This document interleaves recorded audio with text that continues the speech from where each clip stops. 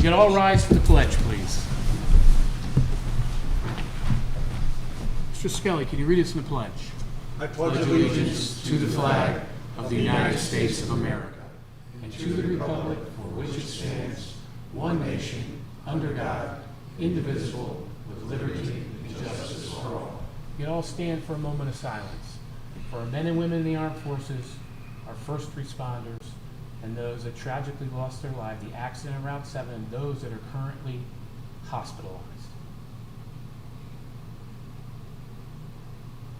Thank you.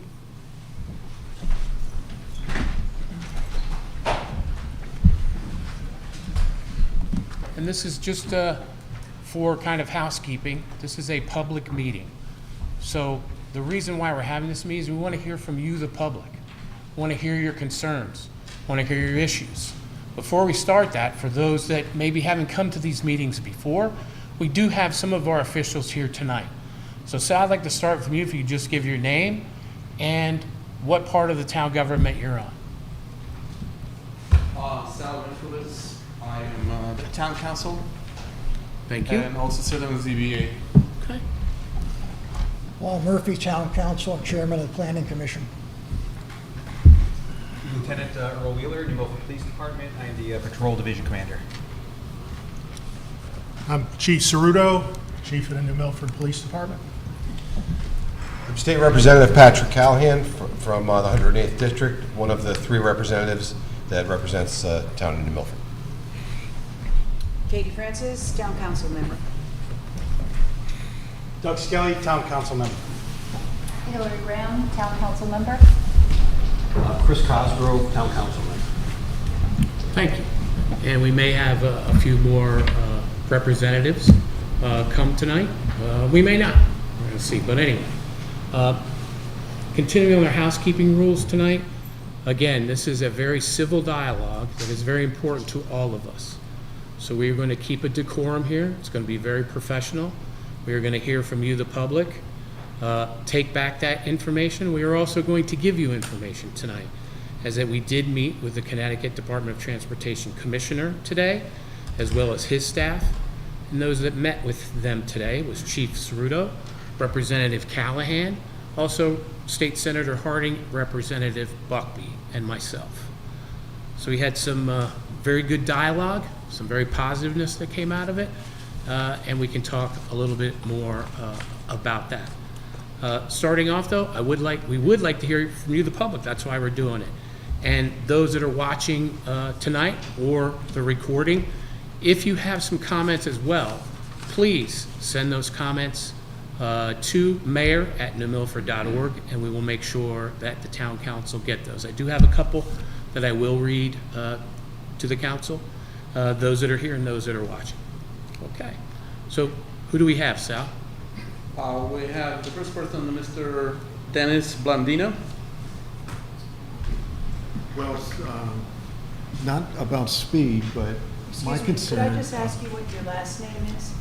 Blandino, 32 Town Farm. Blandino, 32, thank you Yeah. very much. So I wanted to understand the logic behind a yield sign that is the off-ramp for southbound 67, where you're going downhill.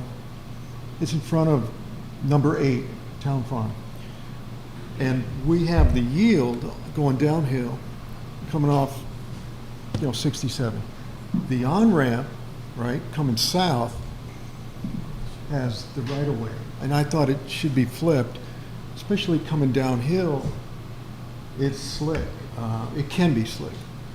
And not everybody knows that. If they're like me, it's not intuitive that way. So I would like to understand from engineering or any of the studies, why is it that way and not the other? Thank you. Sal? Ms. Pat Erickson.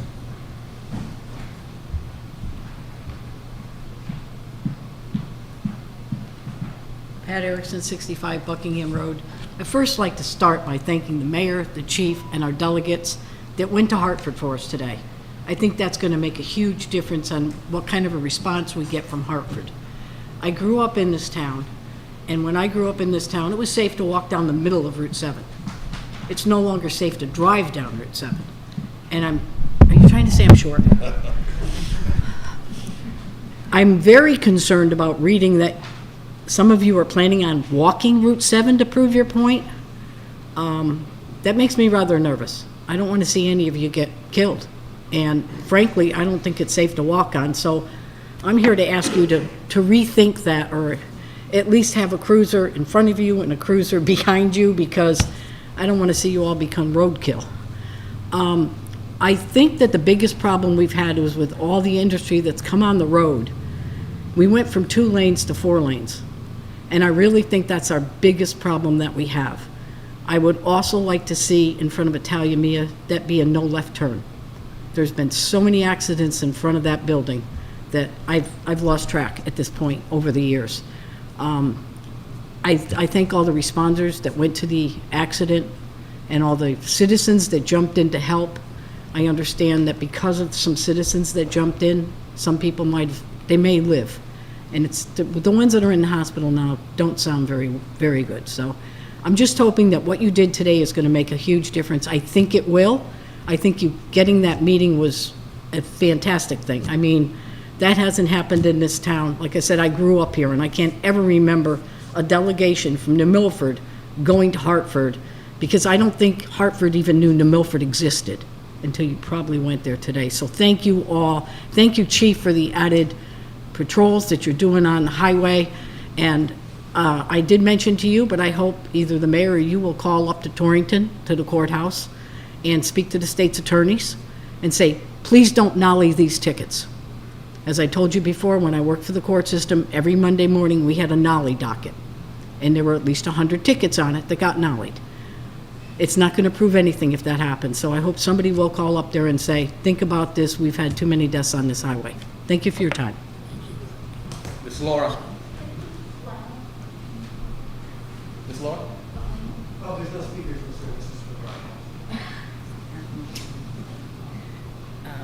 Hi, I'm Laura Reynolds. I live in Willow Springs, one of the 700 people that pull in and out of there 3-4 times a day and risk my life and anybody else's life that's on the road trying to get out, either going south or north. Matters not, mainly due to the speed on the road. I want to say thank you, because I've met with Chief Cerruto whenever the young man passed in May, 2 Mays ago, right in front of our complex, and Mayor, you came to our association meeting to talk to us. I'm happy for the support, and you know, most people probably, you know, you can't get done fast enough. You know, I know I'm impatient. I want something to happen. At this point, I'm thinking, geez, it doesn't matter what it is, as long as you can figure out how to get people to slow down. Because this is what I think happens, and I could be wrong, I'm not an engineer, but when you come in front of Meadowbrook going south, it's a little teeny crest of a hill, and you can see, you know, everybody's Mario Andretti comes out right there because they can see that next light and they're ready to beat it, and it's a wide open straightaway, and they fly. I've spoken with, we get deliveries from different trucking companies at my work every day. I've spoke with the truck drivers. They say this whole Panther Road is a mess. People are weaving in and out of the truck drivers. It's dangerous for them and everybody. But again, I'm kind of preaching to the choir, I feel like. But I wanted to say thank you for your support and anything you can do. I mean, I'm willing to go out and stand out there with a radar thing myself, and just to try to get people to slow down. I think the sign worked a little bit. I know in Southbury, on a lot of their roads, they have the solar ones. And I don't know if that's really a great answer or not, but at least it gets people's attention and they go, oh crap, I'm going 70, and then they slow down, you know. So anything at all that we can do to try to avoid. And I appreciate the additional, I know that they're out there a lot more. I see them at 5 o'clock in the morning when I'm walking, and but I want to say thank you for that, and I hope we can get something done soon. I spoke with an engineer for the state of Connecticut, and I had been in the conversation, I said, you know, not for nothing, but Willow Springs is almost smack dab in the middle of that span between Stop and Shop and Still River. And his response to me, and I'm sure he has facts to back it, was that the more traffic lights there are on the road, the more accidents there are. And I wasn't quick thinking enough, because here I'm talking to a guy that's an expert, and if I, like an hour and a half later, when I was thinking about it, I was like, yeah, but those are fender benders. You're counting maybe 100 fender benders. You're not talking about deaths and horrible, horrible accidents that happen as a result of excessive speed. So anyway, that's really all I've got to say, and I hope we can make some headway. And I know I don't have a lot of power with anything, but if I can help in any way, I will. I mean, I'll go out there with a flag or whatever you want me to do, just to get them to slow down. But Thank you. Thank you. Thank you. I don't have anybody more on the list. Do we have anybody else? Mike?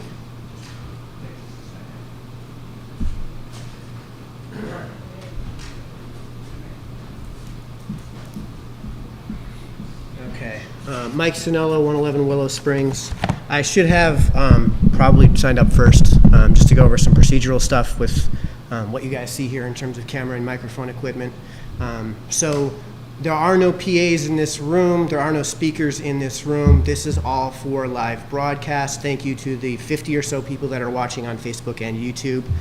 This seems to be a subject that people really care about, so if you guys are watching on Facebook or YouTube, please do share this to the various town pages so that as many people can at least watch as possible. Now, this is a public meeting, so as Pete, I'm sure understands, I'm sure the folks in this room understand, there's broad discretion as to what the de facto chair, in the case of the mayor, has in terms of what he might allow in terms of public comment. It's not like a town council meeting where there are very strict rules of order. You get 5 minutes to speak, and that's it, and you have to address the council. So folks that haven't gotten a chance to speak, come in if, there may be an opportunity to come in and get some more commentary in after we hear from our various public officials. That said, I'm going to request that anyone from the audience who comes to address the rest of the meeting, please come to the podium. Please use the microphone. The people at home are not going to be able to hear you if you're just sitting from your seat and shouting across the room. I also feel like it's going to help the people that are trying to hear from us to hear you if you're coming to the podium, standing up, and addressing the folks that are here. There is a microphone for everybody that is seated before you, so we shouldn't have any issues with that. Like I said, that is for broadcast. That's not for the room itself. Beyond that, as to the actual content, I have some questions for Chief Ceruto. I understand that there has been some research done on that strip from Route 7 from Still River Drive to the Walmart and Stop and Shop stoplight, as in regards to how fast people are actually driving through there. I would love to hear, and he's probably going to, already has this, and probably are going to say this, but I would love to hear mean, median, and mode, if we have that. I'd love to hear, most importantly, the standard deviation and standard error. And I would love to hear the overall sample size. So that would be the total number of cars tracked and the test days. So that would be the number of days that the testing was operating. I'd love to know what the 85th percentile driver was. And Chief Ceruto, you may be aware of this, but there's a concept of what is the speed above which 85% of drivers are not going. So I'd love to know what that speed is, which is probably going to be above, well, it's necessarily going to be above the mean. I'd love to know the total range. So who is the slowest driver? Who is the fastest driver? So the speed limit there is 40 miles per hour. I would love to know how many standard deviations below the mean 41 is, if we have that. I can figure that out from all the other data points. I'd love to know what single blind testing was taking place, because that sign's so obvious it can't be. So the test subjects would be the single blind. That would be like seeing what speed people are going without them knowing that they're being tracked. So that sign is really, really obvious. They know they're being tracked. And their behaviors may be modified by the fact that they know that they're being tracked. And if there's any double blind testing, that would be where not only does test subjects not know that they're being tested, but the testers, the people performing the testing, don't know what they're doing. So it removes a certain level of bias. So those are the things I would love to know in terms of data points, since I guess we're going to get that presentation tonight. I think that's enough for me for tonight, and yeah, I think it's enough. And if you guys have questions as far as the stream is concerned, put it into the comments on YouTube, put it into Facebook, and I'll do my best to either address them as far as the stream is concerned. And I don't know if Mayor Bass, if there's good questions, would be welcoming of hearing them being Absolutely. forwarded. So that's all I got. For those, I know there was one gentleman that just came in a little bit late. If you'd like to speak during public meeting, you can do so. Again, it's a second call for those that are in the audience that would like to address the public meeting. Okay. It's your meeting, you can speak. Okay. Fairly brief. As probably some of you know, we lost our daughter to a hit-and-run driver last year. And just, it wasn't for the record, could yeah, you state Bill your name Devlin, and address? Yep. New Milford. Thank you, Mr. This did not happen in New Milford, but we become aware of the problem particularly of pedestrian deaths and of traffic deaths in general, and much more acutely aware of it because of this. We become involved with a group called Watch For Me Connecticut that does educational programs and activities on this topic, and they're going to be sponsoring a World Day of Remembrance for all traffic victims, but particularly for pedestrian and bicycle traffic victims in Hartford on November 19th of this year. Bill, I'm sorry, did you say Watch For Me? Watch For Me Connecticut. Okay, thanks. There's a couple of aspects, I guess, of this whole thing, and I think there's really three aspects. There's design of the highways and roads, there's the enforcement, and there's culture. I think around the green you see how both the combination of design and enforcement produced a culture where most people seem, to me at least, to be understanding where pedestrians are supposed to cross, and most pedestrians understand where they're supposed to be crossing, what they're supposed to be doing. Seems to me, that's just an impression. I think one of the things that needs to be addressed, if anything's going to be done about Route 7, is pedestrian crosswalks and access. Most of these roads that were built in the late 20th century were not designed for pedestrians. I used to bicycle commute to work, and I remember trying to get through where the new 7 comes in Brookfield, and it's just impossible to do without endangering yourself. So this is one of the crucial things. I know at least one pedestrian has been killed in New Milford over the last few years. I see. I just don't see a place where people can cross safely in most spots. I know that there's talk about sidewalks, but I'd like to see some real action and some real thought go into crosswalks and pedestrian use. Thank you very much. Thank you, Mr. Devlin. I just heard about this today, so I have much to say. Thank you. Anyone else would like to address the meeting? Okay, so kind of a little bit of background, as Mr. Devlin had just talked a little bit about. I'd like to, Chief, if you could kind of give a little bit of background, especially with some of the data points now that you're able to collect with your staff, with the signs that we have, our new next-gen operating system that collects all sorts of data. And could we just, for those that are watching and also here and also in the audience, some of the questions were asked. What are you seeing as far as car counts coming both to New Milford, away from New Milford, speeds? Can you address kind of that aspect? Chief? Excellent thought process. Obviously, we have a lot of vehicles that come down through our Route 7 corridor.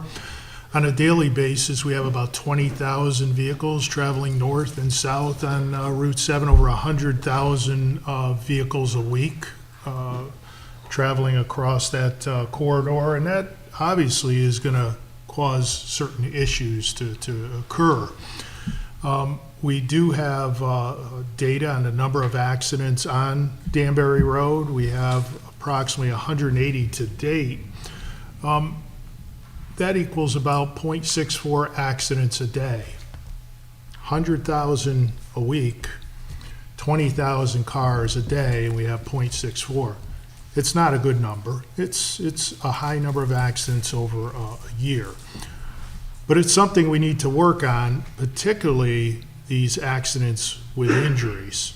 We have about one accident a week with injuries, various types of injuries. Something could be very minor, something could be very serious. And unfortunately, we've had 3 fatalities on Danbury Road this year, which is terrible. And we're here, and we're all here because we know we need to work together. Education is one part of this formula, engineering is another part of the formula, and enforcement is another part. Of course, all of those can't work unless we communicate together and work together. And that's what we're doing here tonight. We're communicating about the problem. We're going to develop solutions and work together to solve this problem. Our officers are out there on the enforcement side. We have given over or stopped over 1,600 people in town this year. We stopped over 200 people in the last 8 days. And we've been doing this strict enforcement because we want to make a point that we as a community are not going to allow this to happen. We as a community are going to do all that we can to make this community as safe as we can. And of these stops, obviously, we're giving mainly infractions. We have issued infractions totaling over $23,000 in fines in the last 8 days. It is what I feel is necessary to address this amazingly important problem. We have to take strict action to get this under control. Once we get it under control, we need to maintain it. And Chief, before you move forward, there's been some conjecture, and I've also heard it myself, is that when tickets are given out, people are saying, oh, the town's making all this money.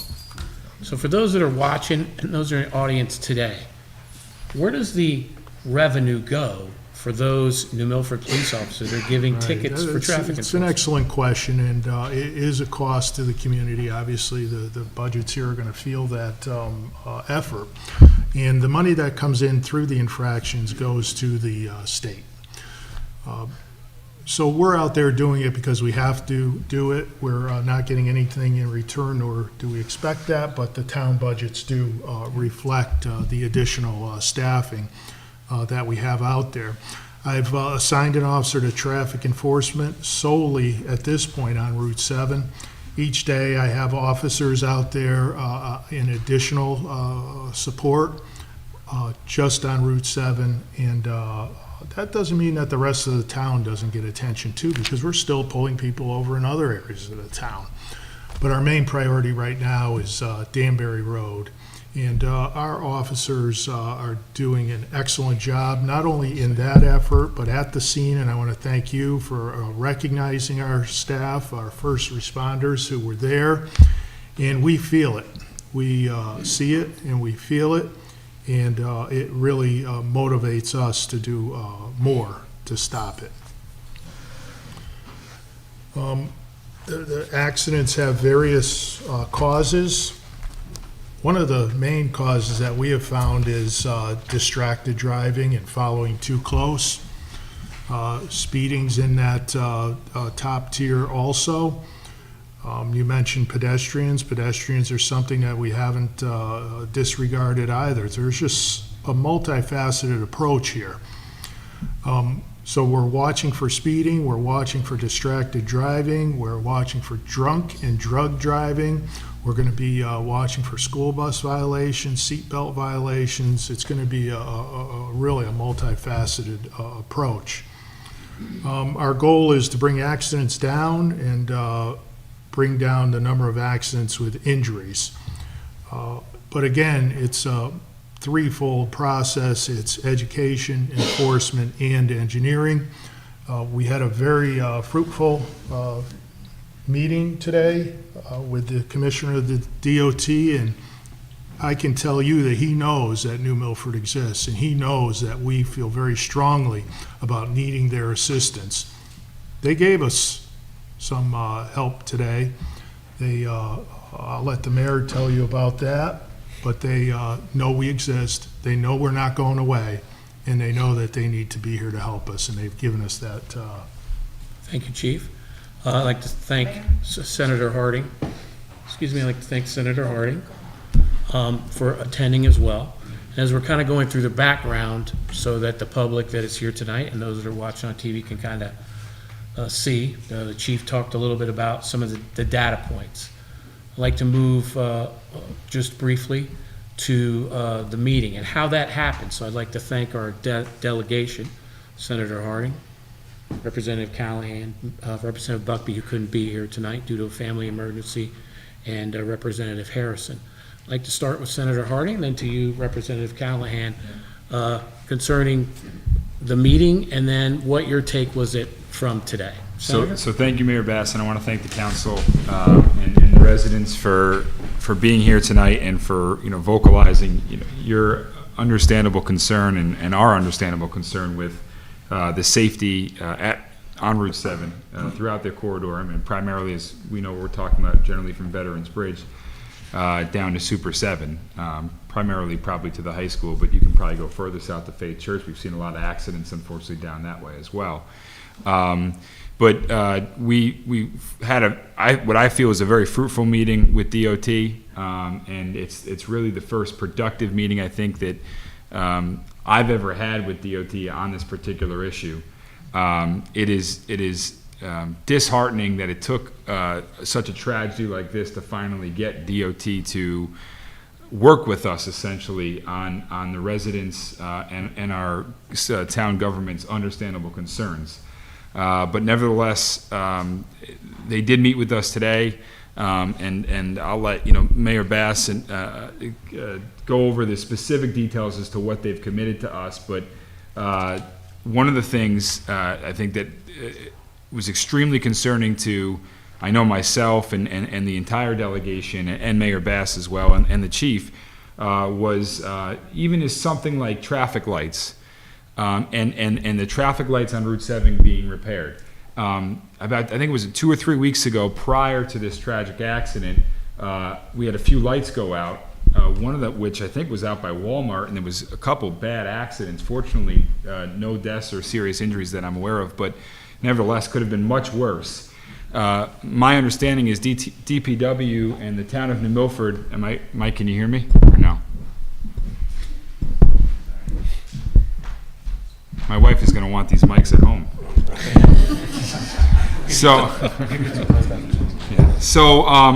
But getting back to one of the things that DOT committed to us, and I'll let Mayor Bass kind of go into further detail, but those traffic lights, believe it or not, being Route 7 and having, I think it was 10,000 people travel that road a day on a busy day down the Route 7 corridor, 10,000. Was on, I think, a level 5, whatever that would mean, in terms of getting repaired. So when DPW in the town of New Milford reached out to the DOT to say, hey, look, we have traffic lights that are out, come out and fix them, they said, well, we'll get back to you on the next business day. And these are traffic lights on Route 7, pulling out of the Stop and Shop Walmart parking lot. We know how many people drive through there on a weekend.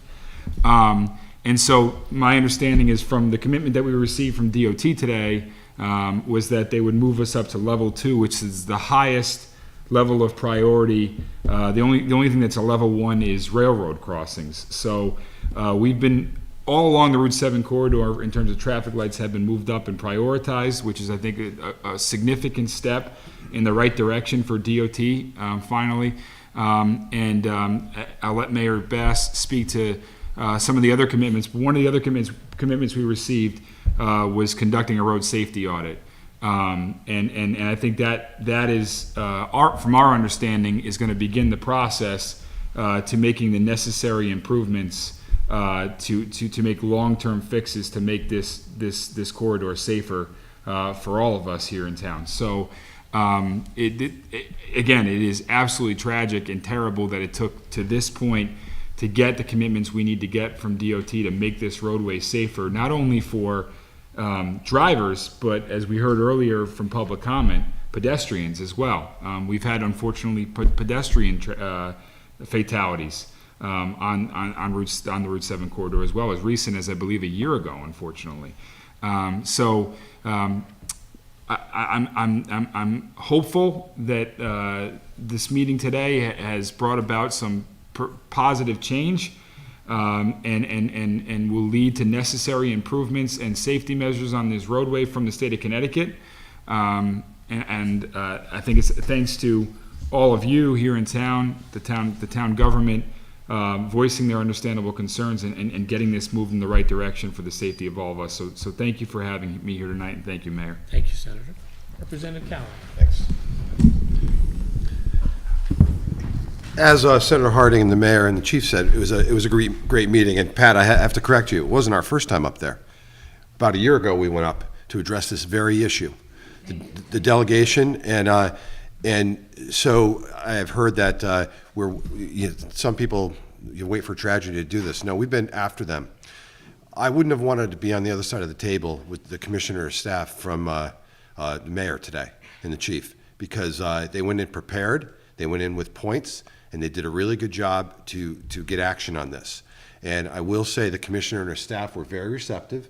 When I think, Mayor, at one point you said, have you ever been to New Milford? And they've been to New Milford. They know the stretch of road. And Senator Harding mentioned doing the analysis. Sometimes when you hear that, you're thinking years. No, they're talking, we asked how long that would take. 2 months, once they get the emails out. So this is not going to be take forever to get done. We will stay on it and make sure that the study is done, because they can't say we're just going to take these actions. They want to come out and do the analysis, and we'll be there with them when they go over the road and figure out what to do. So it was, not to repeat what everyone else has already said, but it was productive because your chief and your mayor went in very prepared with the stats and with the information needed, and they got action on it today, which I was very pleased to see, because after the first meeting we went to about a year ago with the old commissioner, it seems like nothing was done. So it was worthwhile taking the hour and 15-minute trip to the Newington headquarters today. And Mayor Bass, if I can just comment, if you're done, Rep. Yeah, go ahead. So to your point, man, about Willow Springs, we brought up Willow Springs. Yeah. And your point is well taken, because that was brought up by the mayor and the chief about the fact that previously when we went up to DOT and had met with them and we brought up Willow Springs, we were told that the same exact thing, that implementing a traffic light would increase the accidents. But to your point, and it's a very strong point, we're talking about increasing potentially fender benders as opposed to increasing fatal accidents. And the minute they made that point about a light at Willow Springs, or a light really anywhere on the 7 corridor, the answer was given, well, that could lead to more accidents. And immediately, the chief and the mayor, to their credit, said, well, we're talking about fender benders as opposed to fatal accidents. So that was a great point, and that was brought up. But I think the counter to that was understood by DOT, fortunately, today. No, I think it's covered. Thank you. Okay. And then kind of staying on the frame of being at the DOT, again, thank you to delegation, chief. One of the things I thought was impressive, I would say, was the commitment that the commissioner gave towards safety. He had told us at the delegation that his first priority is to safety. So he's going to be using all the tools of the DOT when it comes to safety of state roads. He made, as Mr. Devlin said, he made a very interesting comment that I myself wasn't even aware of. He said, he goes, these roads were built for the 60s and the 70s. And that was to move people to and from out of towns in a different way. He goes, the roads that we have today, am I correct, Chief, are way different roads. So we're asking for vehicles, asking for people's locations of where they're to and coming from, actually using a 1960 infrastructure. So he says, imagine us on DOT having to look at this for 169 municipalities. He also mentioned, when we were talking about pedestrians, is prior to the SUVs and vehicles that are now on the roads, if a pedestrian was struck, what would happen was the pedestrian would go up on the hood and then up. The new vehicles now, with the height, you're run over. And he said that, am I correct, Chief, that if you are going to be hit as a pedestrian now with these new type of cars, you're going to be pretty much guaranteed for a fatality. We did address and talk about the importance of crosswalks. the importance of sidewalks. And for those that don't know, when we have new development on Route 7, sidewalks are required to be placed on the property of the new businesses. And that's done through zoning and through planning. What I'd like to then address is a couple things, and then I'll start one by one and then ask the delegation, and then we'll keep going. First, as the senator talked about when we spoke with the the commissioner and his department, and again, can't thank them enough for the meeting tonight, was the senator talked about the traffic signals. As we all saw when they did malfunction, and we were out over a weekend, we did have several accidents. We did speak to the commissioner today and stressed the importance of really moving up to a level. I thought we could go to level 1, and he said, no, that's for railroad crossings, but level 2 is really the highest immediacy that you could get. And to get that in action, the chief had to actually request that, as he's our head traffic officer for the state, which he had already done. We spoke to them, and then today they gave us the assurance that we would be at a level 2. Also, he assured us that at night sometimes you'll see the flashing lights in some of the route on 7. Very early in the, late at night and early in the morning, correct, Chief? Yes. They're actually implementing now, or trying to implement, that will no longer be happening. There will be traffic lights 24 hours going red, green, and yellow. And Chief, as the Chief of Police, how is that very important to you and to traffic safety when it comes to the traffic light signals and them not allowing any flashing anymore? Yeah, I agree. I think it's very important. You know, people speed at all times of the day. They speed not only during the business hours, but also late at night. And some of our fatalities have been late at night. So anything we can do to slow people down at that time would be a positive, I think, for traffic safety. And then with the help of our, delegation, as well as Mr. Mark Rosa, who passed, he was our DPW engineer, and Jack Healy, they were on the forefront of us getting school zone designation. On the town roads, the designations have all been completed. They're completing the finalizing, the high school one on 7, the one on Larson we're going to put in has already been approved, town road. And then I got a request from Faith Church with their Faith Academy school. They asked if they could have a school zone. We approached and talked to them today as well, and they said they would be working on expediting that as well. And then, Chief, for those that don't know in the audience and those that are watching or even here seated, how can that impact when we're looking at traffic, looking at enforcement, to be a school zone? So what does that do? Right. Obviously, our concerns in a school zone are school buses, new drivers pulling in and out, parents driving in and out of the schools. And what a school zone does is, in a certain area before the school and after the school, it reduces the speed limit. So the speed limit will drop 10 miles an hour, and fines will double in that zone. So where the typical speeding fine now is $200, in that zone it would be $400. So another incentive for people to slow down. In addition, we would have flashing lights. So during the school hours, these yellow flashing lights and signs attached to them would designate the area a school zone. So that area would hopefully naturally bring speeds down. And you know, Faith Church is also a very active school, and I think that the state should consider also adding that to the school zone list. Faith Church is that first area right when people come into New Milford, so you come off a limited access highway and then you come into town. So anything we could do right at that border, right at that town line, I think would be helpful. And having the school zone there with flashing lights and a reduced speed limit, I think would be a good thing. And I know, Chief, we're going to talk a little bit about more, because this is a multifaceted approach. This isn't just, okay, we're going to stick a bunch of police officers, they're going to be right on Route 7, and they're just going to hand out tickets. Doesn't work. It helps, but it's only part of it. It's multifaceted. So we talk a little bit about enforcement. There's also going to be an education component. There's also going to be technology. And then, which everyone agrees, most important is self-responsibility. And we'll talk a little bit more about all of this. But Chief, if you could, you had given me some information, actually on our drive today, that I thought we could share with the public as really why this is a multifaceted thing. So we've had the officers out there enforcing the law as they should, but could you talk about 2 tickets that our officers gave to maybe 2 of our young high school students who just received tickets and kind of what their comments were? Yeah, and to the mayor's point, not just one of these aspects works alone. It does have to be this concerted effort. Education is very important, and a part of what we do in our motor vehicle stops is educate people.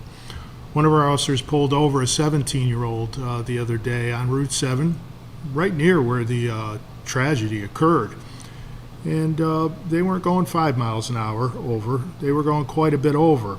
And the officer's conversation was, leading to the accident, you have to slow down. Bad things can happen if you don't. And the 17-year-old looked at him and, obviously upset, said, yeah, I know, that was my good friend that passed away a few days ago. So we need to do more than just the enforcement. We need to educate people. Last night we were at the Sunoco station on Route 7. A 17-year-old was doing donuts in the parking lot. Very dangerous situation. What are you doing? What are you doing, especially after what happened? What are you doing driving like that in a public parking lot? And the officers, again, made the stop. The officers issued a reckless driving summons. The officers got into the education aspect of it. And it's important that we keep that going because enforcement doesn't reach everybody. Enforcement reaches some, it lasts for a certain amount of time, but we need to keep all the aspects going. So education, a very important part of this also. And to those watching here tonight and on the video, we've also been in contact with our Board of Education partners. Talked to Dr. Parlato, that is our superintendent, who is as concerned as we all are. Also Chairwoman Fallenbach. And when I spoke to them, I said, you know, years ago, I'm old, years ago we had driver's ed in school. What are your thoughts about bringing back driver's ed? And they took a few days, we've been in conversations. They don't know if that's a plausible thing due to insurance, due to risk, but it's something to review. One of the things we were looking at is bringing back, which was done a long time ago. Chief, you could talk a little bit about it, where we're talking about doing the mock accident so that the kids can really see that. Dr. Parlato and Chairman Fallenbach wholeheartedly agreed to that. In just a moment, Chief, I'll ask you to, so those that don't know what that is, if we could talk about. They also talked about, you know, when we went to the vigil of the young man that passed. I had a parent come prior to and talk to me and said, Pete, you know, the cost of driver's ed now for my child is $900. I don't have the money. I don't have the money for this $900. So I had to scrape some money together, and there's an abbreviated version to just so you can get your license. She goes, but I'm terrified because he's not really prepared to drive. So that got me thinking, speaking with the chief, speaking with our representatives, and with Dr. Parlato and Wendy, something we can all talk about is maybe there's a way that we could help subsidize that cost for those that can't afford that. Because that will pay off in dividends like we haven't seen. One of them, a recommendation was made by Dr. Parlato and Chairman Fallenbach was, as the chief is going to talk about this mock accident, is maybe giving a $50 stipend towards their schooling for driver's ed if they attend something like this. It's something in the beginning works. We are talking, but I just want the public to know that everybody is working towards trying to find a very difficult solution. So, Chief, could you talk a little bit more about the mock accident, how yes. that would work? And this falls into the educational aspect, and you know, this idea has been floated by members of the public and brought to myself. I think it's an excellent idea. I think that it's something that we should do, and we have been in conversation with the superintendent on that already. And we're planning on doing that later in the school year. We might do it around prom time. We might do it again before school starts next year, because we want to remind students of what this type of tragedy looks and feels like. So we'll set up a very serious accident somewhere on the school property. We'll have emergency responders respond. We'll have mock actors playing roles of injured or dead victims. We'll have EMS show up. We'll have the fire department with the jaws of life come in and cut the cars open. And the children will watch, and they'll see the real tragedy that can occur. And then we'll take it one step further. Once we do that impactful presentation, we'll have somebody come in and talk about how to prevent accidents and what they can do to be safer. The DOT offered bringing up their staff. They have experts who train people in these different areas, and we're going to consider that. But we also want to involve the parents. We want to have a session for the children, maybe a session for the parents and the children, because the parents play a big role in this too. When we pull somebody over and we give somebody a ticket, we notify the parents in the case of a juvenile, and we know that there are partners in helping keep our roads safe. So we want to involve the parents, we want to involve the students and make an impact on them. And I know Senator and State Rep, what I thought was I think a wonderful opportunity was the commissioner talked about there's really available training through Department of Transportation for our youngsters. They'll actually come up. If you could talk a little bit about that. Yeah, so one of the, and I think it's through DMV, they're going to work with DMV, because DMV generally is the entity in the state that oversees a lot of the driver's education opportunities for students. But Mayor Bass and the chief brought this up to DOT at the meeting, this exact issue of some of the struggles that many families have putting the money together, and I myself, having only very little kids, and myself being 20 years at this point out from doing driver's ed, I was shocked when I heard what the cost was to do a full driver's ed program, and to think for a working family to put that money together during difficult times. I would hate to see a student or a child miss out on the opportunity to become a safer driver, to learn about becoming a safer driver, because of lack of financial means. So the mayor did bring that up, and the chief did bring that up, and the commitment that we received from DOT was that they were going to work with DMV to see if there's anything that can be done, one from a standpoint of making it more affordable, or maybe assisting students or children that may not be able to, due to financial purposes, participate in driver's education, and also addressing any potential liability issues. 'Cause I know that the mayor said that one of the issues that, in speaking with the superintendent here in New Milford, was some risk issues related to liability for teaching driver's ed. And so the DOT commissioner did commit to us that he was going to reach out to the DMV commissioner, Commissioner Guerrero, to see what's done on their level, and what they know about any liability issues, and maybe being able to address that issue here locally in the schools, but frankly throughout the state. This is not just a New Milford issue. We've had the tragedy here, and we have this very difficult roadway to address that we're all here to talk about this evening. But obviously, driver safety impacts every single roadway throughout the entire state of Connecticut. So the better educated our drivers are, particularly our younger drivers, the safer our roadways will be. Just a couple things to add, Mayor. One thing we did bring up as well is a lot of, unfortunately, THC use is on the rise among young kids now that it's legal in Connecticut. And I don't think that the young drivers realize how long it stays in your system and how long it impairs you. So we talked to the DOT commissioner and the staff about getting that to be part of the education as well. And I think that could help, because judging from conversations I've had with the chief and other law enforcement around the district, the kids have no idea how long it lingers in your system and how long it affects your reflexes. And especially for new drivers, it just spells a dangerous situation. So that was discussed as well, and the DOT commissioner committed to looking into that as well. That's all I have to add, Mr. Mayor. Thank you. And I know, Chief, if you could expand upon one of the things that the commissioner relayed was a majority of accidents that they see with the data they compiled is distracted driving. Right, Talk a so, little bit about that. so as I mentioned earlier, there's a lot of different causes. Rarely does a collision involve one cause. It's usually a series of events that lead to this collision. Sometimes 3 or 4 different issues result in a collision.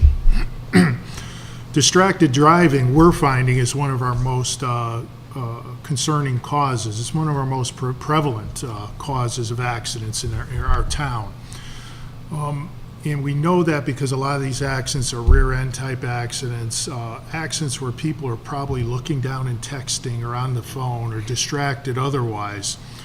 So in our conversations with the DOT, we talked about different ways to address that. We talked about grant options, and I'm happy to say that they have confirmed that we're going to get a distracted driving grant, we're going to get a DUI enforcement grant, we're going to get a seatbelt grant. I asked about speeding grants. They said that they don't have any speeding grants. There are no speed enforcement grants in the country, but that they're going to talk with me, and we're going to try to work out some unique formula to address that speeding aspect too. But this distracted driving is a big problem. We're going to be starting enforcing distracted driving very strictly over the next month and through the spring. So hopefully that, combined with this speed enforcement, will help to bring accidents and serious accidents down. Thank you, Chief.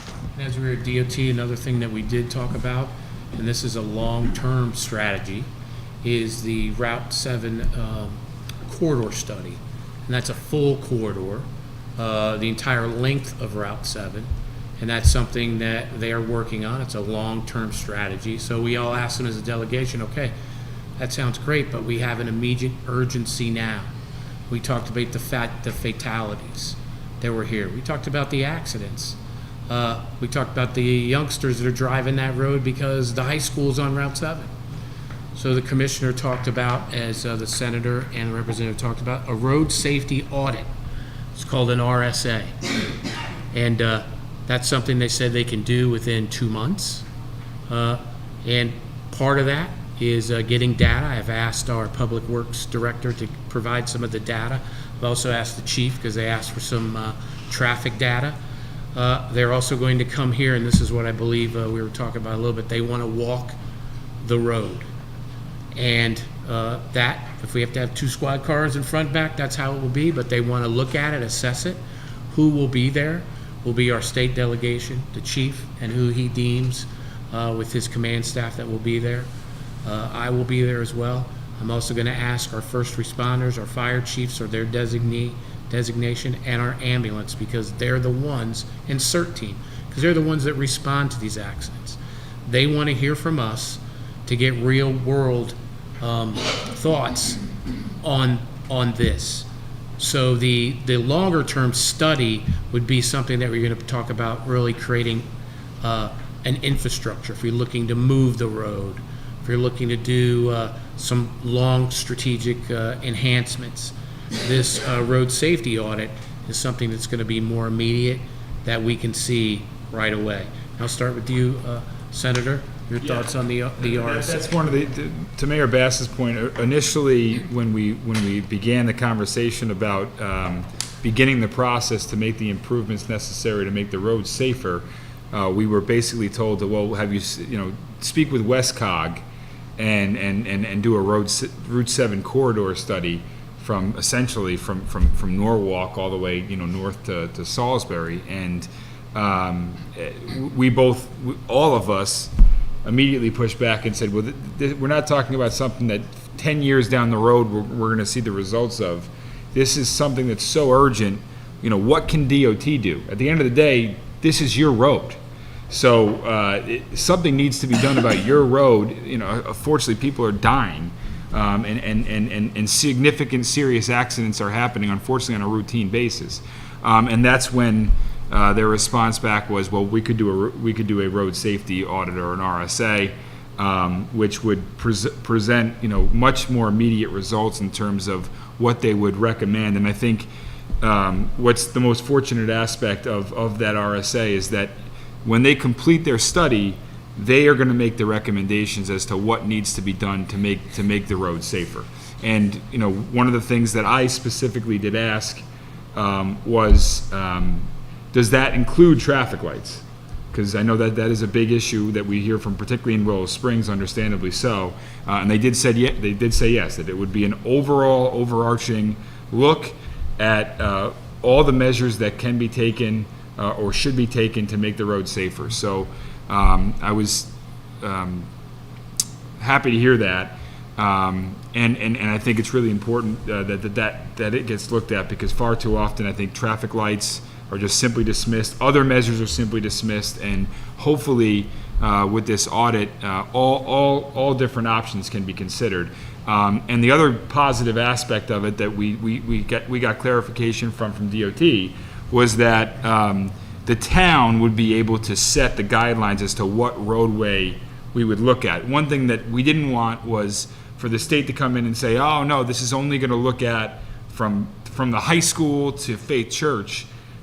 So the town would be able to dictate, no, we can take an entire look, potentially from Faith Church all the way up to Veterans Bridge, in terms of looking at that Route 7 corridor. So we as a town would set the parameters for what would be looked at in the RSA, which I think is a very positive thing too. To add to what Senator Harding said, the RSA is important because as we went up a year ago and we made demands, like Laura said, the problem over at Willow Springs, DOT doesn't do anything without doing a study. So getting the study is the first part of it. So, and the town being able to dictate where the study is done is extremely important. And the fact that they're going to be here for several hours and see what's going on is going to be a plus as well. So now they'll observe what's going on, they'll collect the data, and now they have everything in their hands that they need to act on. So we're not going to be going blind. So this is how the action starts. So I was happy that you made those demands, and that was heard today.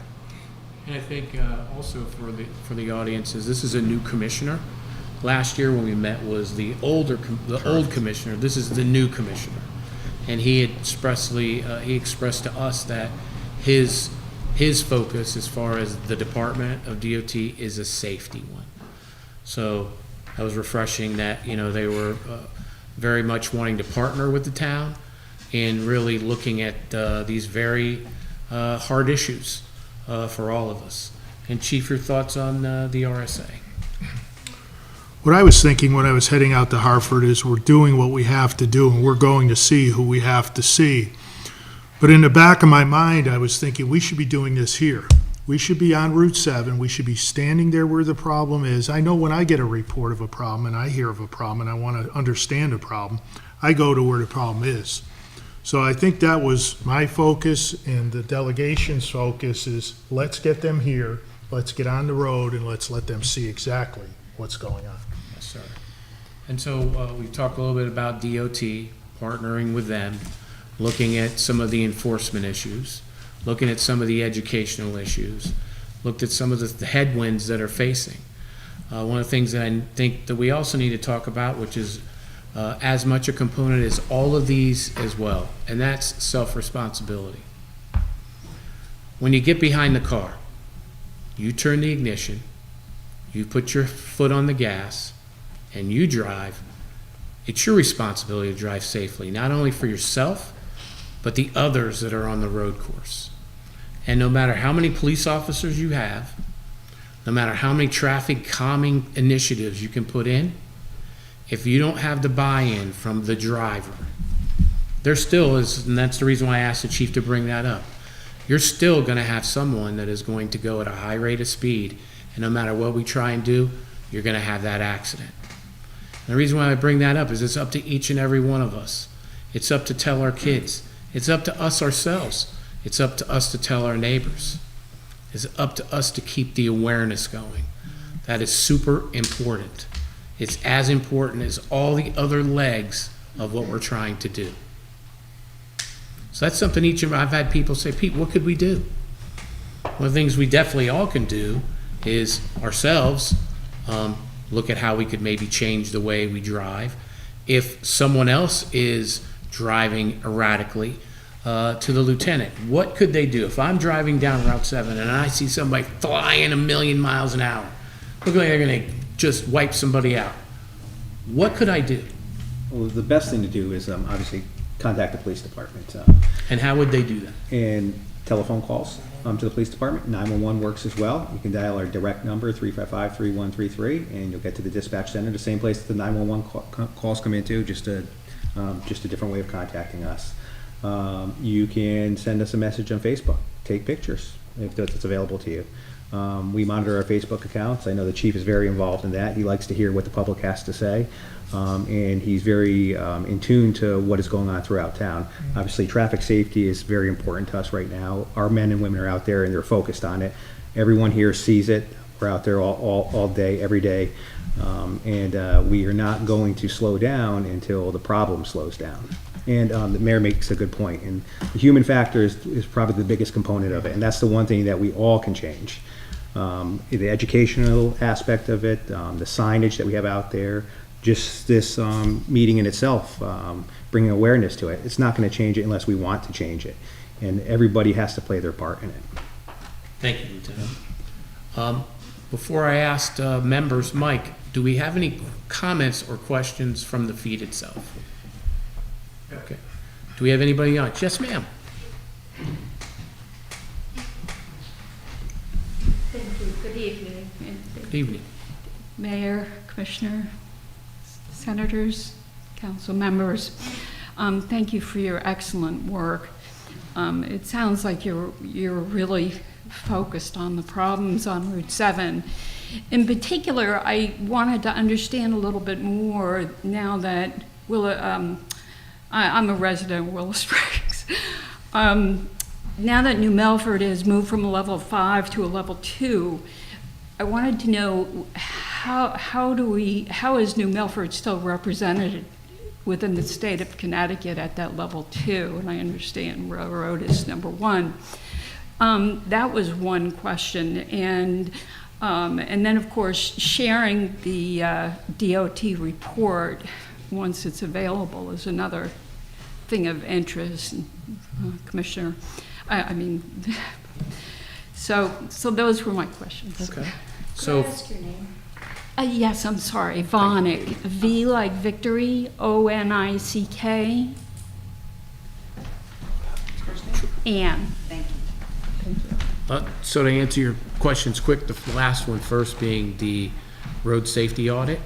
Once it's completed, they told us it'd be about 2 months, am I correct, Senator? Once that's made available, it'll be made available to the council first, and then it will go to the public. Okay. So you'll be able to download a copy if you want. Oh, you can, okay. And your comment, So as going for the levels of the traffic lights, going from a level 5 to a level 2, we can't thank the state enough for that commitment, which now means faster response times when it comes to fixing malfunctioning traffic lights, which, as we all know, is super important, especially on Route 7. And then going to the traffic light on Willow Springs. That's something that I know the senator, the whole delegation has been fighting for well over, I know last year when we talked to the commissioner and the year before, where we've stressed the importance. As we all know, it's a mile, we talked about it today, it's a mile drag strip right now. So we understand that they say that traffic lights shouldn't be traffic calming and could create accidents. Our thoughts were, okay, we understand the data, but just as common sense, if you can stop a car from going down a drag strip, I think that would be more beneficial. So they did commit for us to looking at it. Prior to that, they wanted, am I correct, Senator? They basically were telling us, we're not going to do it because of the previous When the complex was built, it was supposed to be put together, and a light was supposed to be there prior to, and we explained again to them that was 40 years ago. It was a 2-lane highway, not a 4-lane highway, and it's very, very important for those residents that are looking to make a left-hand turn or even a right-hand turn with the speeds that are coming out of there, that we have to figure it out. And they did commit today to looking at different solutions. Wonderful, and thank you. And I wanted to point out one other thing that, as a resident, I'm aware of. Sorry. And that is when you're coming out of Willow Springs, and even if it's not at rush hour, in particular, and in broad daylight, as you come over the hill heading southbound, there's just that slight hill across from I think it's Valvoline. And before you hit Willow Springs, it's such a short span of space and time for cars that are going at the speed limit or a little above the speed limit, heading southbound. And so the issue is, for those cars that want to turn heading north, it literally involves a leap of faith. They're going to make it. It literally is a jump to cross Route 7 to go north, unless you're in the middle of the day. So it is, if it's looked at from all different times, and of course, not just rush hour and, little after rush hour and the people looking to make those turns. And then there's no U-turns to go around and come. So it's just, people come out, head to the east side of the lane. They go into that tobacco parking lot. But when they're sitting there, then you have like you mentioned, there's distracted drivers coming and they're not looking and they're speeding. And so nothing works. There's nothing that works there. The timing of the lights just doesn't work from Still River to people exiting Willow Springs and people heading southbound over that bend. The timing is exceptionally poor. I know with this road safety audit, they requested today some additional statistics that the chief will be providing with the signage, those signs that we have that give the data of how fast they're going, the hours, the rate of speed. Chief, could you talk a little bit more about the sign and the data that you could collect? Yes. Which is very important. And thank you again for sharing all that great work. Earlier, it was asked for a lot of different stats, and we'll get those to you, and that is the type of statistics that our radar trailer can provide. In talking to DOT today, they also mentioned that Yukon has a think tank that involves traffic-related issues and statistics, so I'm going to assign an officer to contact them and have them take a look at our statistics and see what they could do to help us with that. But nevertheless, our trailer does give average speeds. It gives average speeds during certain times. So we do use it to that extent. We believe in this data-driven policing, and we believe in deploying our officers into areas where the problem is most prevalent at those most prevalent times. Of course, right now on Route 7, we're hitting them hard and we're hitting them all the time. But when we get to the point where we need to maintain it, we'll use this data to deploy our officers into those areas. So it gets us the number of cars, it gets us the average speeds, it gets us the speed of every single car that goes through there.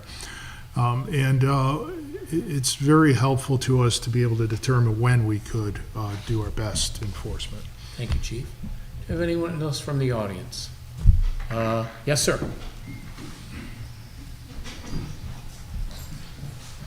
Steve McCarthy. Steve, how are you? Good. I do have a question. I heard a lot of things about radar and tracking and whatnot. I just went through a training class with the state for traffic, and the cameras on 95 and 84 and whatnot, and they're not tracking speed. They're not even recording. They're just there to see an incident's there, what they need to deploy for the incident. Is there any way we could be proactive and have traffic cameras that would let you know So, what's going on. Steve, great question. The DOT commissioner informed us today that they are working on newer technologies. They said that they would have something to push out to the public in about 2 to 3 months concerning the cameras. So that'll be there, because I run the MCOM for the town, and we're down at the church building, and pulling out of there, they're coming off Super 7, so it's a pretty fast run. Right. So, well, you did have a trailer there for a while that had, it showed your speed, and it had red and blue flashing lights on it. That really worked for a while. So, Yes. my 2 cents. Thank you. Yes, ma'am. I love the multifaceted approach. Obviously, that's something you hit something from all angles. But when I was in high school, you talked about not being able to have driver's ed in high school. We had speakers come in that talked about real life stuff that happened to them. And I will tell you, I worked for a phone company for 34 years. We had the state cops come in and do all their stuff and teach us stuff about safe driving, because the last thing you wanted to do was get in an accident if you drove one of those trucks. But real life speakers that tell their story make a difference. So maybe the schools could, I don't know if they do that already or not, but that's one thing. And then we had also, I was talking to a friend of mine that was over in Norway, and the cameras automatically send tickets. I mean, where you're gonna hit people to get their attention, unfortunately, it gets mine as well, is in their wallet and their credit card. You know, you get somebody going 70 miles an hour down that road 3 or 4 times paying $500 a clip, they're gonna say, whoa, I'm not doing that again. There was one other thing I was thinking too, I forgot it, but the speaking thing at schools was always really, that made a big impression on me. Again, it was a million years ago when I was in high school, but that made an impact when somebody came in and told their story. So, if I think of the other one, I'll email it to you, but I know it's gonna come to me when I drive out of here. I know Dr. Parlato and the Board of Ed, they are as focused as we are here. I know we found out today about DOT and found out about abilities to help with education. And I know that's something we're going to be giving to the superintendent and the Board of Ed chair. As we all know, that's kind of their purview. But I know they're focused in speaking with them on doing everything they can to protect their students, which are our kids. Anyone else who'd like to speak again? Pat? Just a couple of points. Chief, do you know if the state of Connecticut still gives you any money back on seized property? The state of Connecticut giving us money Yeah, back from the on court system, when we used to do seized property from drug arrests? Yes. The state is not so apt to give us that anymore. Since marijuana has become legal, there's been a change in the amount of asset forfeiture that's come our way.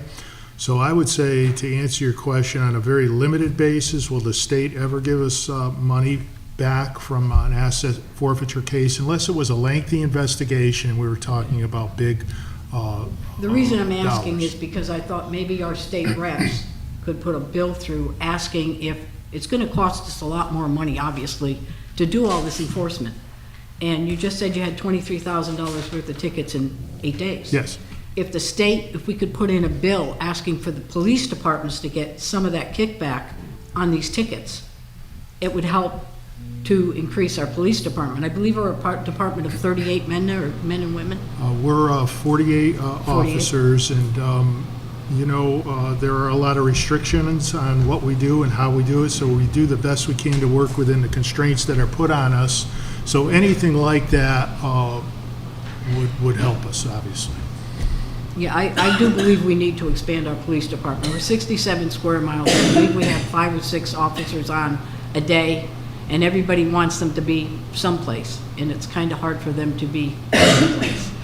The other thing I'm wondering is if the school system could, when they give these kids the parking tickets, or, parking passes so they can drive there and park to school. I understand we just had a student recently that had a suspended license, was driving to school. If we could get a list to the police department and they could check and see if these kids have suspended licenses or tickets, maybe suspend their driving privileges. That I might slow think them that's down. an excellent idea. Let me have that conversation with the superintendent. It's a valid And just point. one other thing, many insurance companies offer, there's an app that everybody can use it, not just teenagers, but if we could share it with the school system, maybe the parents would. If they have an app on their phone and it monitors their driving. And what it ends up doing is, I mean, a lot of police departments used to monitor their guys with the, and they have this now. And they'll get up to a 25% discount for safe driving on their insurance rates. And if the parents are paying these kids driving, or the kids are paying, that might be a whole thing, because young drivers pay a fortune.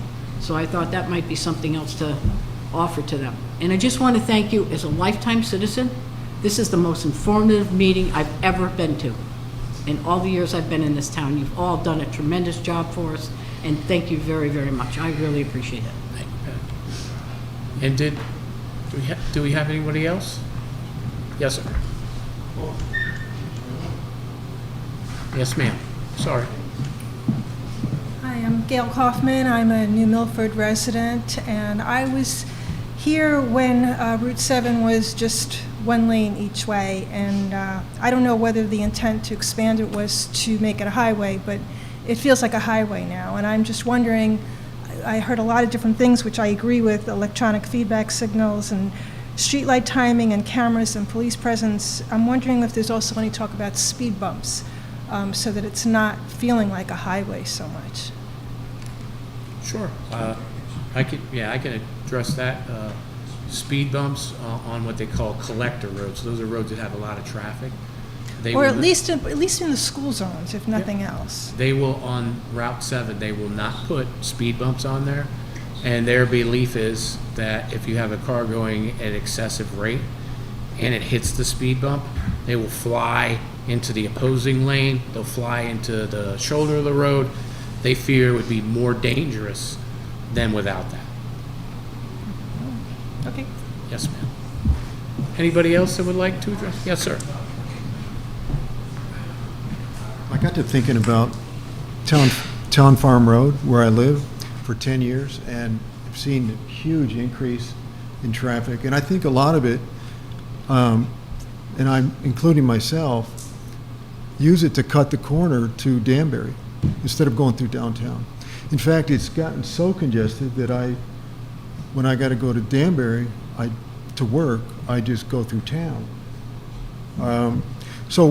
And I like my neighbor's idea about speed bumps, because I'm thinking, what could work on Town Farm Road? And do you have a survey, Chief? Do you have some numbers on fatalities and traffic flow counts for Town Farm Road? I know a few weeks ago I enjoyed listening to the talk, the telephone meeting about Grove Street and Still River.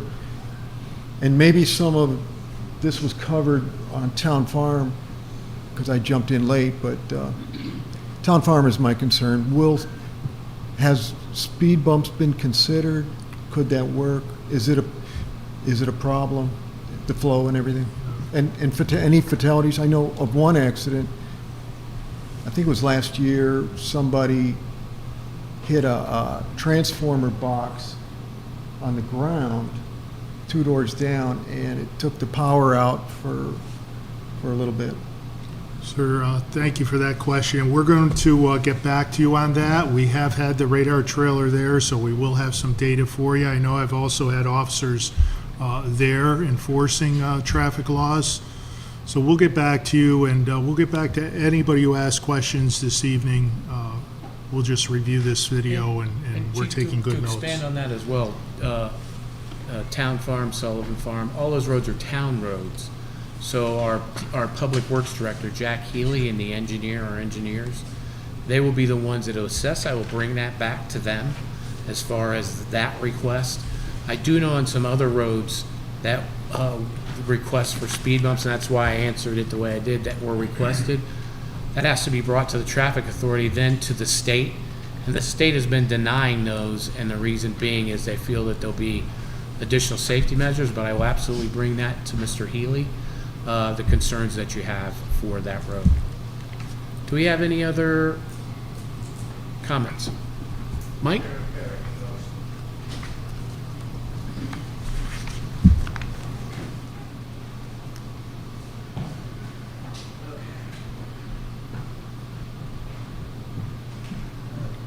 So if the chair would allow. Yes. There is commentary coming in from our live stream, live feed on Facebook and on YouTube. Some questions and some commentary. On YouTube, I'm going to try to get through all of these at once, if you guys don't mind, because it's really difficult for me to monitor the stream and do this exchange. Yes. So I'll go slow. Paul Manfredi asks, I don't know which study this refers to, but I think it refers to the, well, I'll just ask his question directly. Will the study include the roundabout? And I think that's the broad audit. On Still River. Yep. Michael Lillis offers a comment. Put guardrails up and down Route 7. Deborah Reynolds just wants to thank each and one of you for your serious commitment to safety and for the community.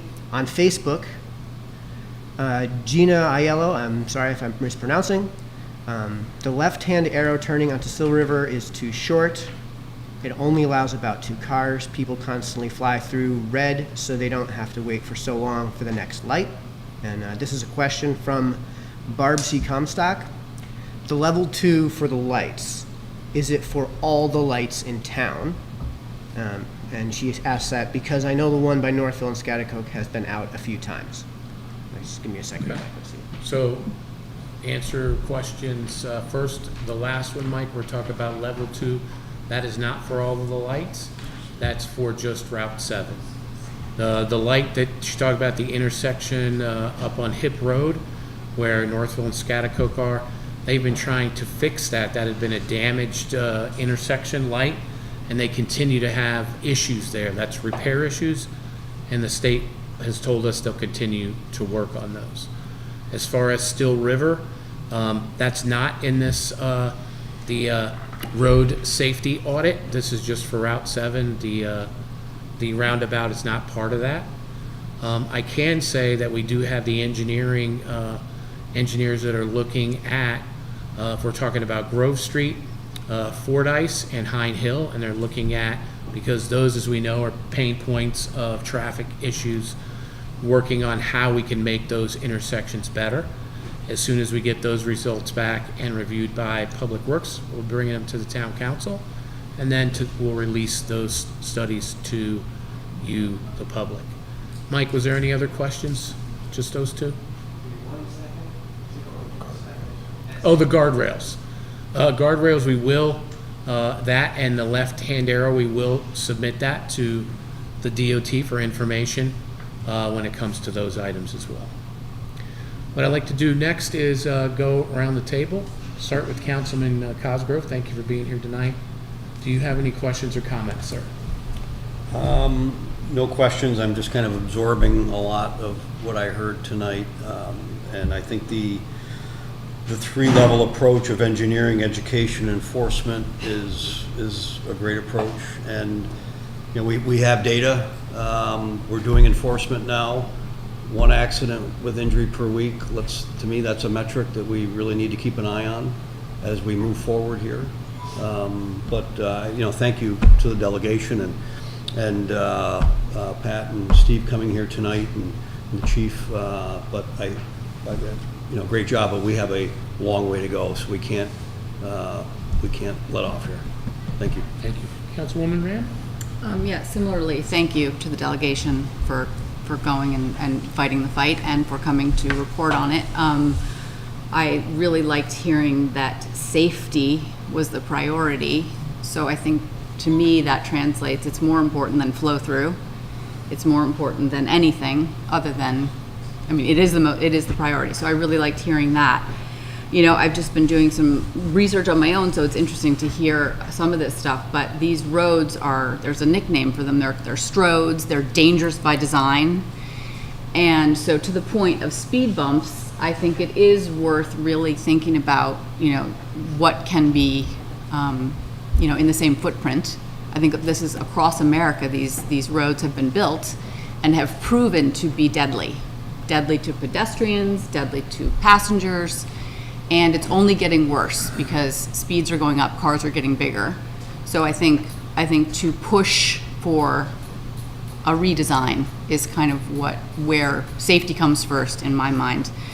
So I'm appreciating hearing all this information, and I wonder, will DOT come to a council meeting to answer questions? We can ask them that. You had emailed me, so I did email them back to see if at some point we could have a representative come from there to talk. And as soon as they reply back, I'll send that to you. Thank you again. Thank you. Doug? Well, I'd like to thank the delegation, and I went up to Hartford today, and our representatives. It's funny that the chief had mentioned a mock accident because some 40 years ago when I attended Abitech, they did such a thing. They had the state police come in and they did it, and then they asked our parents to come. And the one thing that, and I still think of it today, 40 years later, is he says one poor decision can last a lifetime. And he mentioned, when our parents are there, and obviously with the tragedy that has happened, it not only affects the people that are injured, it affects the people, the families forever. It's a tragedy that lasts a lifetime. There are, somebody lost a son, somebody's parents got injured. So I think that hits when the kids are there with the parents and police are talking to them about the ramifications. We were all young once thinking we're invincible, but there's other people in our lives that will suffer because of our poor decisions.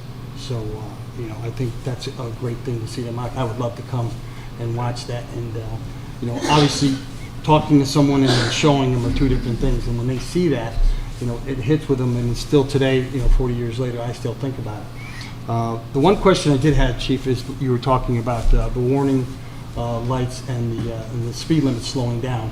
And I know that the high school has a median. Would those lights be on both sides, north and south, or would they just be on the south side of the school? They would be on both sides. Okay. Thank you very much, and thank everybody in the public and everybody tonight for coming. It's been very informative, and I've learned a lot, and I hope I'm all in to help as well. So thank you all. Katie? Yeah, thank you all, Mayor, and all of you for going up there and not knowing what you were going to get into, but I'm glad that you brought back the information you did. I think the road issue everywhere is, obviously they were built long time ago, and we're all different, cars are different, speeds are different, everything is different, and we just keep using the same platform that we drive on. So I'm glad to hear that there are some new things happening in our state, at least. Driver's ed, they did have it when I was in high school, I guess. I didn't take it, but, and I'm a very safe driver. But one thing I will never, ever forget is they had a film, and I think they still have it, and it's, I don't know, you can term it the last date or the last prom or whatever, but what it was about was not having seatbelts, because that was a huge thing in the 60s, 60s to do the seatbelt thing. And I will never forget that film. Now, my father was a state trooper. I was with him at certain accidents, so I saw real life stuff happen. But that film was so, I mean, it didn't last very long, but like when it was over, everybody was looking like, oh my God. And the other thing that I thought was so impactful, the wrecked car from an accident brought in on a trailer and set down right in the parking lot at the high school. You watch kids go by it every day. This is a real car. It's not like somebody put it in a crusher. A real car that real people were in, and it made an impression on all of us there. So I think the driver's ed is good, but again, and this is nothing against parents, but if you don't enforce that as you do anything that a child is going to learn, it's growing up in school. You have to be vigilant as their protector for a long time, and I appreciate our police, but parents should be riding with their kids, as annoying as it is to the child and the parent probably, taking them out to see how they drive and see how they react, because we all know when we were kids we didn't slow down, and even now, as I say, like an old hooty-doo, oh, look at him go so fast, he's going right through the light. But it's more than that. they really do have a bigger car, and it can kill easier, damage easier, and I think what you did is wonderful, and I'm really keeping my fingers crossed that the DOT comes through. And the new things in the police department, it's all a big help. My last question is, I didn't believe it when you said that, that's why I started to interrupt, Mayor. Are you saying, Chief, that in 8 days, you had $230,000 worth of fines? 23,000. I'm sorry, okay, 23,000, that's more like it, that's what I thought somebody else said. And that's in 8 days. Is that mostly speeding? Mostly speeding. It's interesting what you find once you start doing these things. For example, we found 10 people driving without a license. We found people driving under suspension. We found other violations that really What is concern. that, what's the fine for that? Maybe people should hear that. What's the fine if I'm driving without a license? It's a $200 fine, but then it leads to your vehicle being towed, and there's more to it. Yes, I'm sure. But God forbid you got in an accident without a license or How something like about that. not having insurance? What if they don't have an insurance card? And that's another thing we find. We find people with no insurance, and if there's an accident, obviously, if you don't have insurance, there's not going to be coverage, and there's going to be a big civil problem. But the amount of fines that we're handing out are making an impact, and people are affected by it. I know that. Oh, yeah, I think so. So that's a great thing you did. So you're going to spend another 8 days out there? We'll keep going until we you feel that the problem is... Exactly. And my last thing is, we talk about traffic calming, and anybody's ever been in New York City or any other city, and you know what it's like when you're driving and you say, hallelujah, when you get every green light as you move, right? That's set up that way, you know that. Yes. It's set for whatever speed, 30 miles, 35 miles an hour, whatever it is. If we were ever to have any lights and they were set that way, the reason it helps is because if a guy says, I'm not gonna go with this 35 stuff, he pulls out and goes, well, he's gonna hit a red light, because they're timed to go the speed that they're meant to be. And I don't think we'll ever get that many lights here, but if we do. And the last thing is, in Europe, yes, they have cameras on the highways, on the throughways. You, of someone we all know that I was with in England on a Rotary trip, we noticed them a little too late.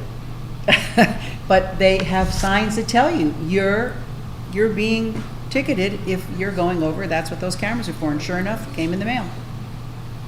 Maybe someday we'll have that too. Yes, so that is something that the state has been looking at in a pilot program over the last year, and they're beginning to open that program up to municipalities, and that's what the mayor was referencing. In a few months, Right. they will have more information. Well, let's all hope that this DOT works faster at this than they have in the last 60 years that I've been around driving, you know? So keep our fingers crossed, and thank you all for doing what you did, because it was not easy. I know you didn't know what to expect, but thank you.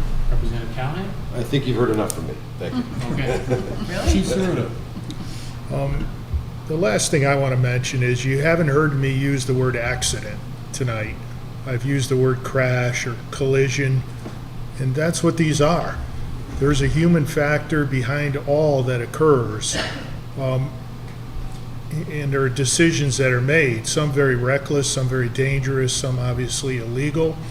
I can't speak of the recent accident, but there is an open criminal investigation regarding that, so it can lead to some serious consequences, including, unfortunately, a death.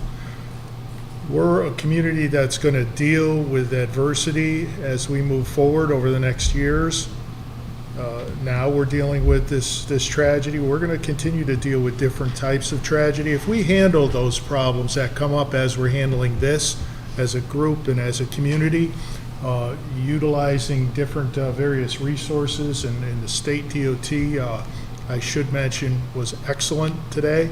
We vented on them. We hit them hard. They listened, and they came through with some short-term wins and promised some longer-term solutions. But I just wanted to end with that strong point that each collision does have a human factor. And no matter what the adversity we deal with, we have to deal with it as we are this evening. Open communication and working together. Thank you. Lieutenant Wheeler? Thank you, Mr. Mayor. I'd like to thank everybody for allowing me to be a participant in the panel here tonight.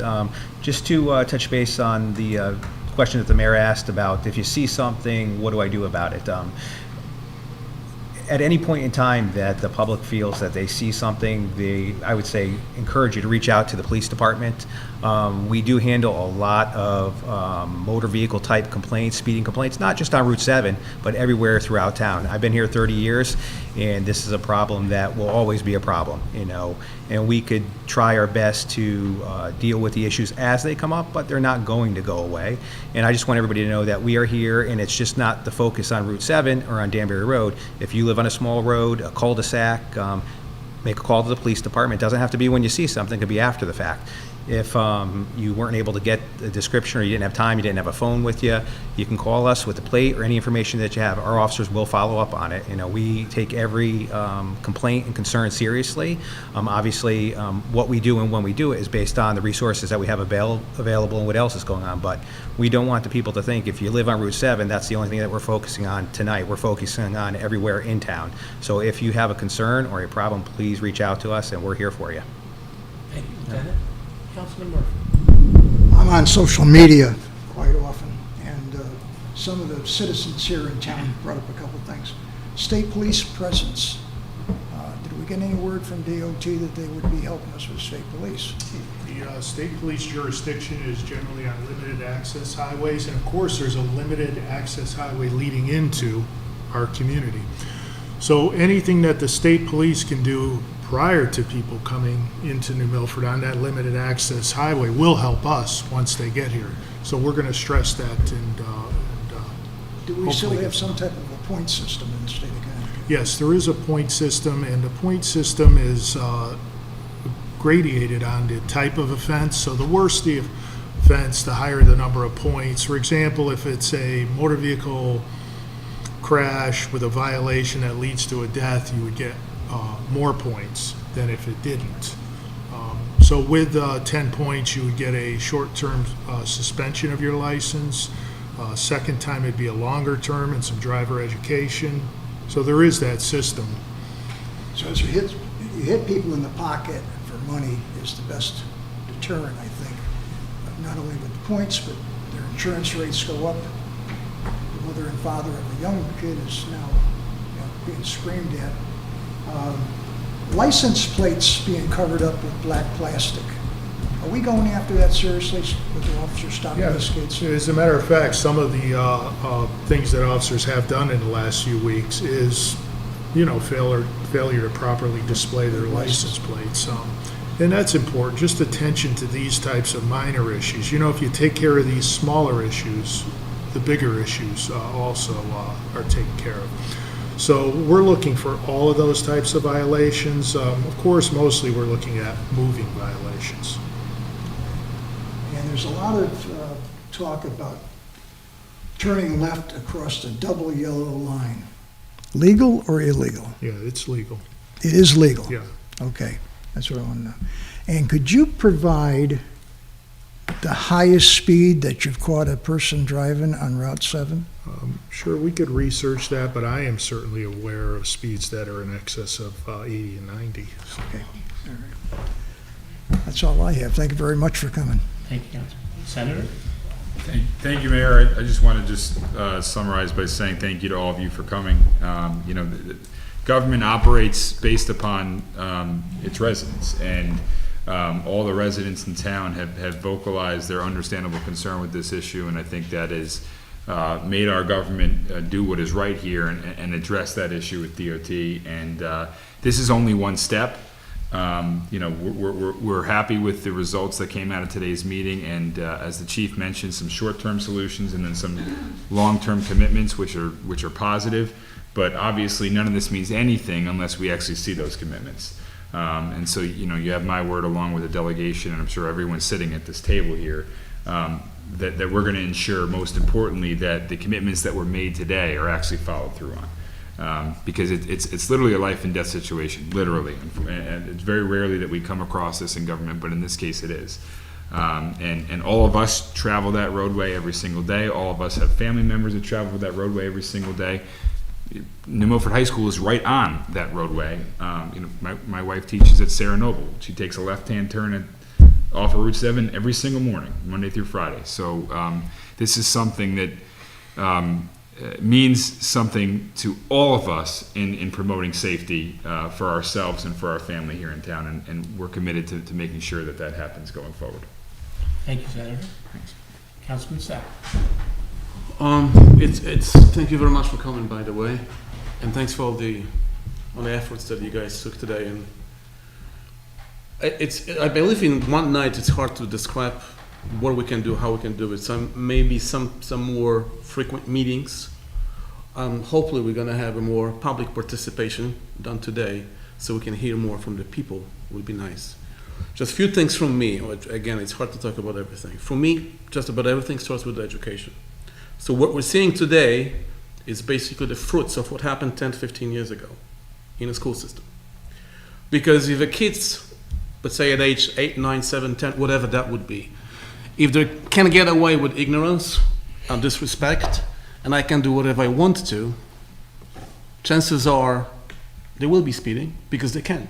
Why shouldn't they, right? Now, so that's one thing, right? If we're gonna ignore this now, we're gonna have another generation going of those kids that will be behaving the same way. Why not? Right? They got away with murder, so they can commit again some other things that they're doing, and nobody is actually telling them that's wrong or they cannot do it. What's one thing? Now, I'm a big proponent of, so that's what happens in towns and schools and everything else, right? Well, we have a control of, or we can because of the school systems and parents. And education comes from me too, not only from the education system. I, as a parent, have to talk to my kids, and I do. And I tell them, you have your fellow residents walking on the sideways. Quite a few of them are older than you and me together, so you have to obey the rules and be respectful to those people and everybody else, right? Now, so this is the things that we can take care of this town. What I am proponent also is of the cameras, and this is to get the riffraffs that come here from different places, and we know they're not residents of Connecticut, and they think they should just speed up and go a different direction, nobody is gonna catch them. I do know for a fact, and I do travel to Europe quite a bit, they have cameras up to Yin Yang. Now, for those that think that this is infringement on your privacy, this thing is chasing like there's no tomorrow. The cars right now are equipped, the computers in the cars are equipped recording your speed for forensic purposes. So if anybody thinks that the camera is going to be infringement on your freedom when you're speeding and you have the flashlight and you're getting a ticket tomorrow, you're mistaken. So I would like to have the lights. I would be a big proponent of the lights specifically installed on the intersection with Walmart and other we have outlets out there because that's the condensation of things, and I see a lot of frustration going over there. So these are three things that I would like to point out. At the end of the day, for our town, it's as you may have said yourself best than anybody else, it's us, how we behave and how we drive. And again, that comes with education, self-respect, respect, and everything else in between. But for the outside threat, let's say, that comes in, I would like to have the cameras on Route 7 specifically, so we know who's coming, and they have to know that they just can't get away with a murder. Thank you, Sal.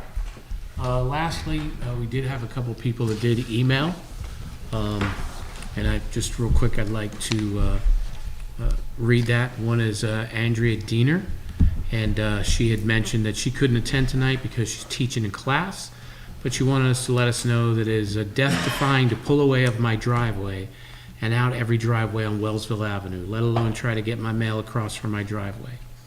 I will definitely attend future meetings, but please add this to traffic corridors to be reviewed and discussed, Chief. And then we had Miss Giddings, and she said, I cannot attend tonight because of other commitments, but I'd also like to add some input. Lifelong resident of New Milford, married here and raised a family here. For most of my life, And then she said, "We have resided on Route 7, Danbury Road, and still do. Things have changed over the years, of course, more traffic. The speed of the cars is nuts, and at times is crazy. Southern end of Faith Church area. Morning drive and afternoon drive are terrible, not to say all day. The cars and trucks that speed by is unbelievable. We can hear them coming off of Super 7 from the light in Brookfield. Motorcycles morning and night to fly by, and we cannot believe how fast they go. We've seen a good amount of crashes by us also. People driving with cell phones, ladies putting on makeup, guys shaving. They ride your tail all the time. We need more presence to stop these speeders. I also believe a few more speed limit signs. From Still River Drive south, I believe there's only 2 signs from there into Brookfield. In the evening, there are cars passing and going way too fast. Many cars just weave in and out. That's bad. In the evening, between 9 and 10 o'clock, there are 3 small cars with colored lights under them that head south, and you hear them coming, and they fly by, weaving in and out of traffic. Also, I've emailed the DOT that there is a big need of new painted lines on the road. Very hard to see at night and if it's raining. There are many times we almost get rear-ended turning into our driveway. They get right up close and blow the horn at us. More police presence would help a lot. I know they spend time speeding, checking after dark, and that's when it gets bad. Morning, there was an officer sitting across from Cosmos most of the morning. She said, I didn't see them move, and there has been many speeders. I love when people say the right lane, I'm trying to read her thing here, the right lane you are passing because that's the fast lane. She goes, come on people, 45 mile per hour speed limit in both lanes. Understand you speed up some to pass, but that's about it. Thank you for your time to read this, and I wanted it to be at the meeting, but just couldn't make it. Joan Gibbons. So with that being said, tonight I want to thank everyone that came from the office. I'd like to thank also everyone that's seated here.